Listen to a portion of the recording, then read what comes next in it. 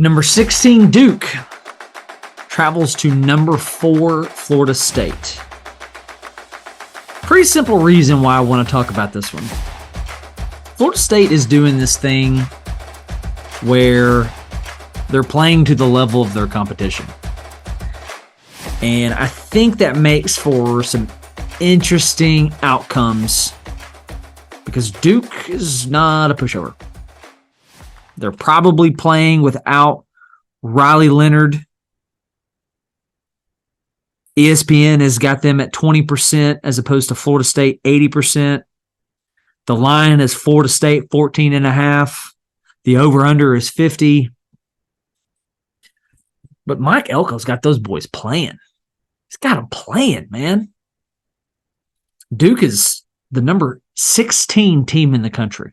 They are 5-1.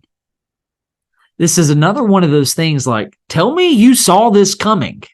You didn't. You did not see this coming. You saw Florida State coming? We all did. We all did.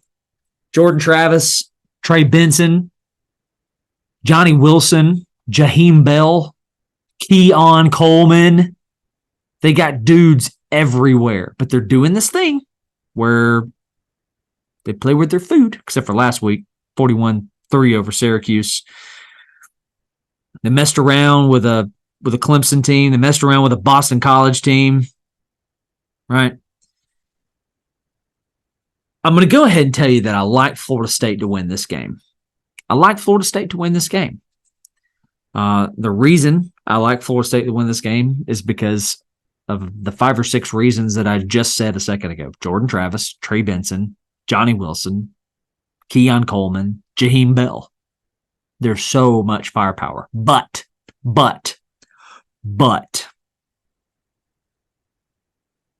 if they don't come out guns blazing, man, they don't come out hot.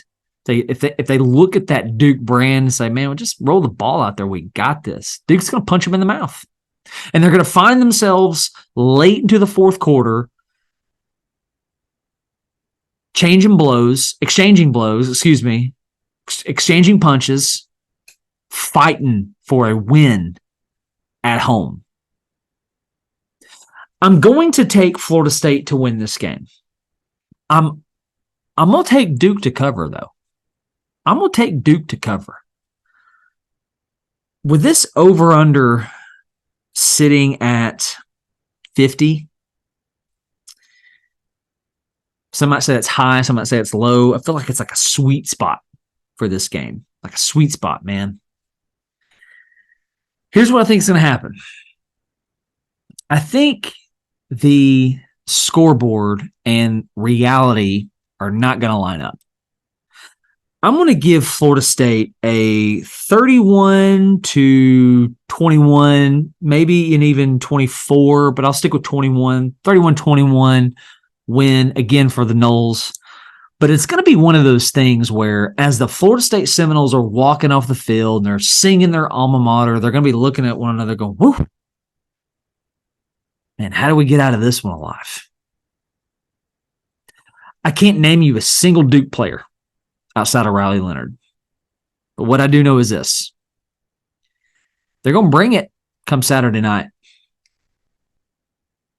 How do I know? Because they've done it all season long. They beat NC State like a drum, 24-3. Gave Notre Dame all that they could handle. A Notre Dame team who just turned around and beat Caleb Williams and the Trojans. Caleb Williams hasn't. What did he throw? 3 picks last year. He threw 3 picks in one half, or at least the whole game. Right? Duke goes toe to toe with them.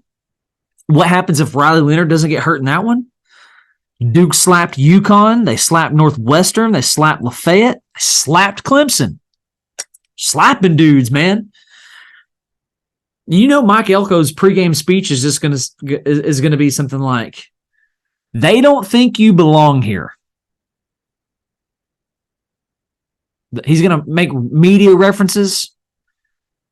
Nobody thinks you belong here. Nobody thinks that you can do this. I serve as character coach for the local high school here, and something that I tell these guys all the time, all the time. The hardest guy to beat, it's simple. The hardest guy to beat is the guy that refuses to quit. The hardest guy to beat is the guy that doesn't quit. The hardest guy to beat is the guy who doesn't take plays off. And that's Duke in a nutshell, man. That's them in a nutshell. I don't want to see Duke on my schedule. They're going to bring it, dude. They're the Utah, the scrappy Utah of the Atlantic Coast Conference. I'm going to take Florida State. I'm going to take the Seminoles to the tune of 31-21. But Duke covers, and Duke gives them all that they can handle. Pandemonium reigns.